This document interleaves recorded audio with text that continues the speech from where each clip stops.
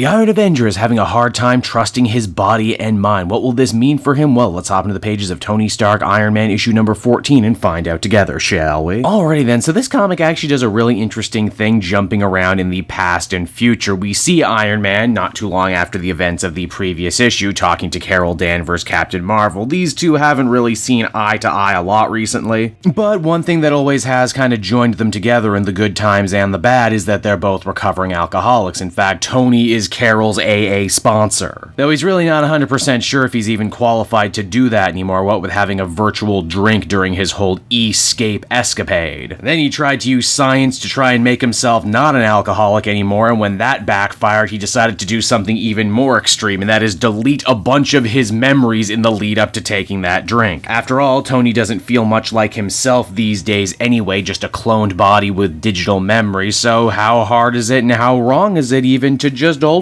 some of those memories just a little bit? Rightly so, Carol thinks this idea is stupid, reckless, and most importantly, not actually doing anything to address the problems of his alcoholism. Tony says not to worry though, he is so smug and so smart, don't you know? He didn't really delete his memory so much as he backed them up on a memory engram. Basically, it's a little flash drive only filled with a person's memories instead of pornography. Oh, don't judge me, what do you keep on your flash drives? Things go from bad to worse though, as Tony is unable to find the particular flash drive, and that's because it's been stolen by old-timey Iron Man foe, the Spy Master. He is back with a brand new redesign though, I love the yellow and blue. Spy Master, we discover, actually got paid to swipe the memory drive by none other than Arno Stark, Tony's distant brother, and also currently the secret weapon of Stark Enterprises' rival company, Banetronics. You see, ever since the whole escape debacle, Arno has been very interested in digitally backing up people's personality and memories, to be exact, his parents. You see, as we discover, Tony got the idea to back up the personalities of his parents back during the events of Avengers Annual Issue number 9. A story written all the way back in 1979 when I'm sure most of my fan base wasn't even alive yet. Tony should have destroyed the digital backups that Howard Stark had made of himself and his wife, but he chose not to, instead wondering, hey, maybe I could give these memories bodies one day, but let's see how they react in the digital world first. A choice that would ultimately come back to haunt him and bite him in the shiny iron butt. And speaking of mistakes, we also get to check on in with Jo Costa this issue. She had quit Stark Enterprises following the demise of Friday, saying that if Stark is so unfeeling and uncaring towards robot individuals and AI, she just doesn't want to work there anymore. That's not to say though that she's still not dedicated to doing good in this world. In fact, she wants to upgrade her own humanity, become something of a robot superhero unto herself, when she actually saves two of the love robots from the past arc from getting hassled at the robot bar. Now back over with Iron Man and Spy Master, the thief is able to use Tony's stolen memories to take control of Rhodey's Manticore tank, and then if that's not enough, he uses codes he stole to take over Iron Man's own armor, getting Captain Marvel and Iron Man to fight each other yet again. And why yes, before you even have to ask, they make all sorts of jokes about Civil War II and how Captain Marvel promises she won't punch Tony through the chest this time and put him in a coma. Things only get crazier and more chaotic from there as 42 of Iron Man's own extra armor start getting involved in the fight too. And you just know it kills Tony a little bit to have to break up his beloved Iron babies. In the end though, the good guys power through with some help from Captain Marvel, save the day, and then you know it's back pats all around, right? Except for the fact that they now know they got a major problem with Banetronics. In fact, everything that's been wrong with them can be traced back to that damn company. And it would seem like they're far from done making trouble for Tony Stark and his extended family, because as the comic winds down, we see Jo Costa go to Arno Stark for help in upgrading herself. And oh boy, you just know this ain't gonna end well, don't ya? And so that was Tony Stark Iron Man issue number 14, everybody, and I gotta say, I really enjoy what Slott and Zub are laying down in this issue. We got a nice mix of superhero action, big idea science fiction, and all wrapped up in the nice bow of character development for Tony Stark. Why geez, even a character like Carol Danvers, Captain Marvel, who's had a hard time coming back from the character assassination that was Civil War II, actually gets to have a fun one-off adventure with Iron Man here. I know this is definitely one of those books that not a lot of people talk about all that much, but I gotta say, it's a real hidden gem right now. I would give it an 8 out of 10.